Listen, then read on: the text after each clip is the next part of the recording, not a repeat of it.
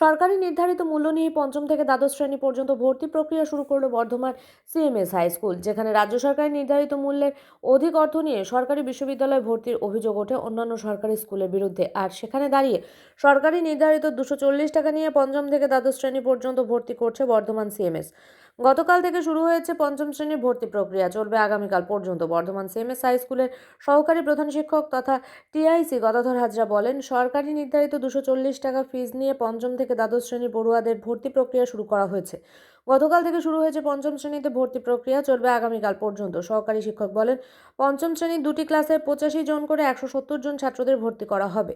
বিদ্যালয়ে আলাদাভাবে প্রাথমিক থেকে চতুর্থ শ্রেণী আছে, তাই এই বিদ্যালয় ছাত্র ছাড়া অন্য কোনো বিদ্যালয়ের ছাত্রদের পঞ্চম শ্রেণীতে ভর্তি করা সম্ভব হচ্ছে না।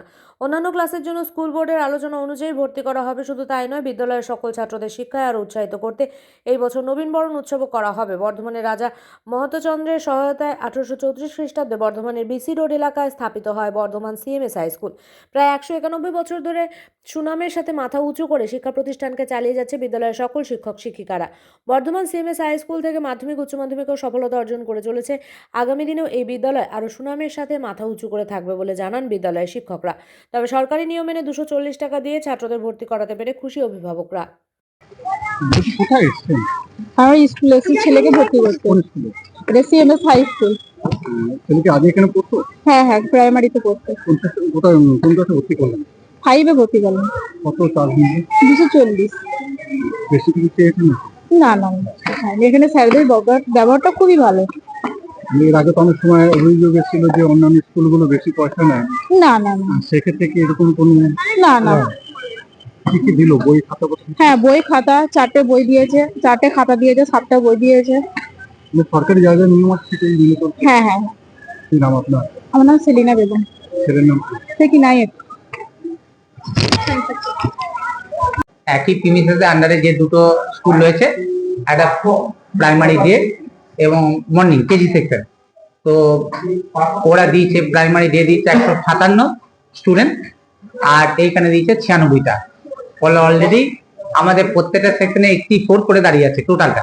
আমরা বাইরে কোনো ছেলে এখানে ভর্তি করি না। আমাদের এই দুটো স্কুল থেকে যে স্টুডেন্ট, তাতেই আমাদের এক একটা সেকশনে প্রায় 84-85 দাঁড়িয়ে যাবে। ফলে আমরা বাইরে কোনো স্টুডেন্ট এবার ভর্তি করবো না, এবং সরকারি নির্ধারিত যে মূল্য আমরা ফিস 240 টাকা, সেই 240 টাকায় আমরা নিচ্ছি। ছেলেদের অ্যাডমিশন চলছে, কালকে ভর্তি হয়ে যাবে নিয়ার অ্যাবাউট 60টা। আমরা ভাগ করে দিয়েছি টোটাল দুটো স্কুলের ছাত্রদের 3টে দিনে ভাগ করে দিয়েছি, 15, 16, 17। ফলে আজকেও ভর্তি প্রক্রিয়া চলছে, ভর্তি হচ্ছে, আর কালকেও ভর্তি করবো। 8, 9, 10 আমরা যদি কোনো ছেলে ভালো হয়, সেক্ষেত্রে আমরা ভাবনা চিন্তা করি। আমাদের টিম আছে, একাডেমিক কাউন্সিল বডি আছে, আমরা তখন ভালো একটা পরীক্ষা নিয়ে 9, 10 আমরা 5, 6, 7, 8 কোনো ছেলে ভর্তি করবো। আমাদের পরিষেবা হচ্ছে, আমরা 24 ঘন্টা আমাদের লাইট, জেনারেটর, আমাদের ওয়াটার ফিল্টার ছেলেদের, এবং টয়লেট সম্পূর্ণ ক্লিনিং, সমস্ত পরিষ্কার পরিচ্ছন্নের মধ্যেই সাপ্লাই করছি। এবং আমরা আমাদের একটা লক্ষ্য আছে, ক্লাস 5-এ এবার আমরা নবীন বরণ করব। আমাদের এবছর নবীন